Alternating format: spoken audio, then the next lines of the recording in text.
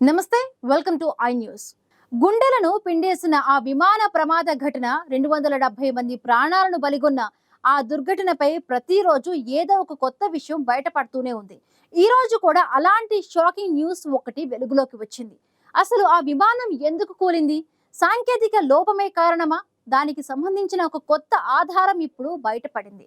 అదేంటంటే, ప్రమాదం జరగడానికి ముందు విమానం నుండి ఒక కీలకమైన భాగం బయటకు వచ్చినట్లు గుర్తించారు. ఆర్ఏటి, ర్యామ్ ఎయిర్ టర్బైన్ అంటే ఏంటి? ఇది ఎందుకు బయటకు వస్తుంది? బయటకు వచ్చినా కూడా ఆ విమానాన్ని ఎందుకు కాపాడలేకపోయింది? ఈ అంశాలకు సంబంధించిన కీలక వివరాలు ఇప్పుడు చూద్దాం.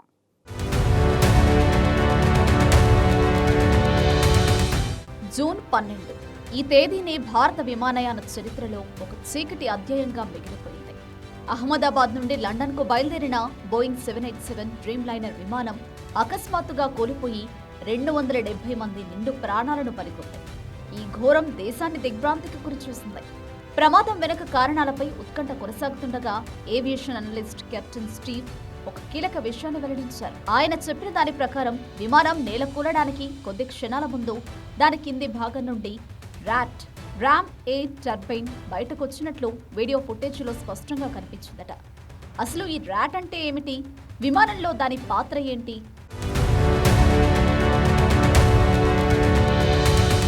ర్యాట్ అనేది విమానాల్లో ఉండే ఒక అత్యవసర వ్యవస్థ.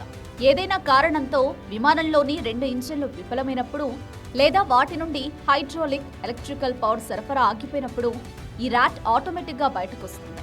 ఇది ఒక చిన్న టర్బైన్ లాంటిది. విమానం గాలిలో వేగంగా కదులుతున్నప్పుడు ఈ ర్యాట్ గాలి పీడనాన్ని ఉపయోగించుకుని తిరుగుతుంది. దీని ద్వారా పరిమిత స్థాయిలో హైడ్రాలిక్, ఎలక్ట్రికల్ పవర్ను ఉత్పత్తి చేస్తుంది.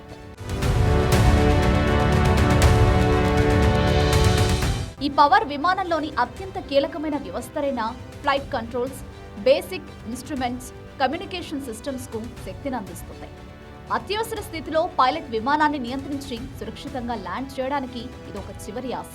అయితే అహ్మదాబాద్ విమానం విషయంలో దురదృష్టవశాత్తు ర్యాట్ బయటకు వచ్చినా ఫలితం లేకుండా పోయింది. ఎందుకంటే విమానం కూలిపోతున్నప్పుడు కేవలం 600 అడుగుల ఎత్తులో ఉండడమే దీనికి కారణం.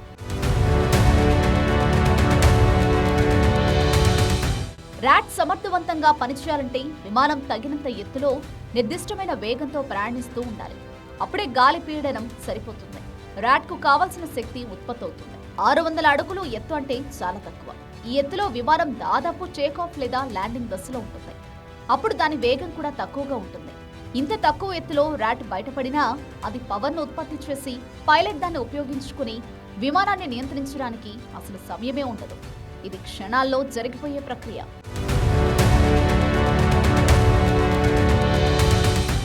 ర్యాట్ బయటకు రావడం అనేది విమానం కూలడానికి ముందు దాని 2 ఇంజన్లు పూర్తిగా ఫెయిల్ అయ్యాయని స్పష్టంగా సూచిస్తుంది. ప్రమాదానికి ఇది ఒక కీలకమైన కారణం కావచ్చని నిపుణులు భావిస్తున్నారు. ఈ కొత్త ఆధారం విమాన ప్రమాద విచారణకు మరింత బలాన్ని చేకూర్చింది. ఇప్పుడు విచారణ మొత్తం ఇంజన్లు ఎందుకు విఫలమయ్యాయి అనే దానిపైనే కేంద్రీకృతం అవ్వాలి. ఇది సాంకేతిక లోపమా, నిర్వహణ లోపమా, ఇంధన సంబంధిత సమస్యనా, లేక మరేదైనా కారణమా అనేది బ్లాక్ బాక్స్ విశ్లేషణ ద్వారా బయటపడాలి.